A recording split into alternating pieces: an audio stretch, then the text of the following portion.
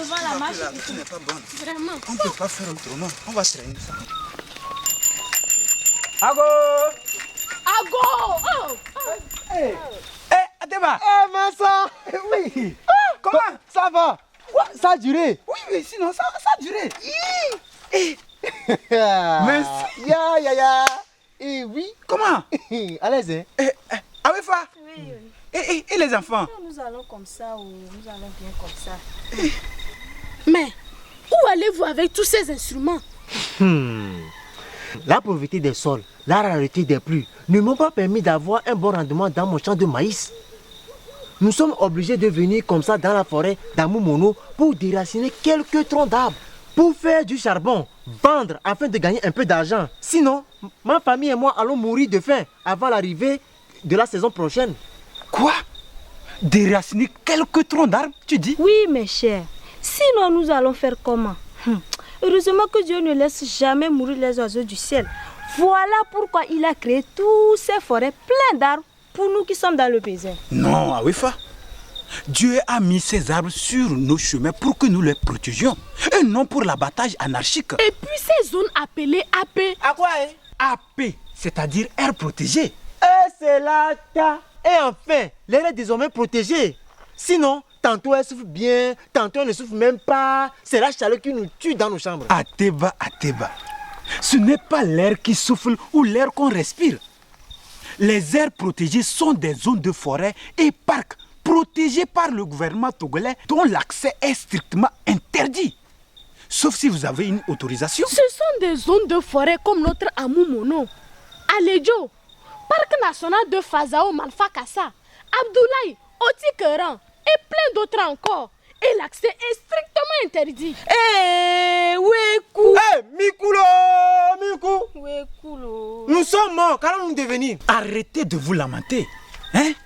C'est pour notre bien, car lorsque nous pratiquons illégalement les feux de végétation, le braconnage, l'abattage anarchique des arbres dans ces aires protégées, nous détruisons non seulement la végétation, mais aussi les espèces animales. Et les enfants, avez-vous une fois vu l'éléphant? Non, tonton. Sauf à la télé.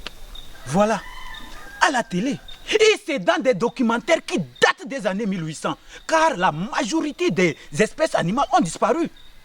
Il reste à savoir si nos arrière-petits-fils connaîtront même ce qu'on appelle Adongolo, le lézard. La pauvreté des sols, la rareté des pluies, entraînant la baisse des rendements agricoles, l'accentuation de la pauvreté, la dégradation des forêts sont causées par le changement climatique. Et ce changement climatique est causé par l'abattage anarchique des arbres, la disparition des forêts, le dégagement des fumées de nos usines et de nos engins. Papa Dela, je pense qu'ils ont raison. Mais dites-nous, avec toutes ces grandes superficies que regardent ces forêts, pensez-vous qu'elles peuvent être totalement protégées? Voire même interdire l'accès? Grâce à la subvention de l'Union européenne à travers le PALCC, le programme d'appui à la lutte contre le changement climatique, l'ONG ODIAE et ses co-demandeurs, la JVPRM et Songouman, grâce au projet de renforcement de résilience des aires protégées du Togo face au changement climatique, ont renforcé ces aires protégées à travers la construction ou la réhabilitation et l'équipement des postes de brigade forestière. Sans oublier l'aménagement des pistes, la dotation en véhicules, motos, GPS et des matériels de surveillance pour les brigades forestières. Vous voyez qu'avec tous ces équipements, la surveillance est rassurée dans ces AP.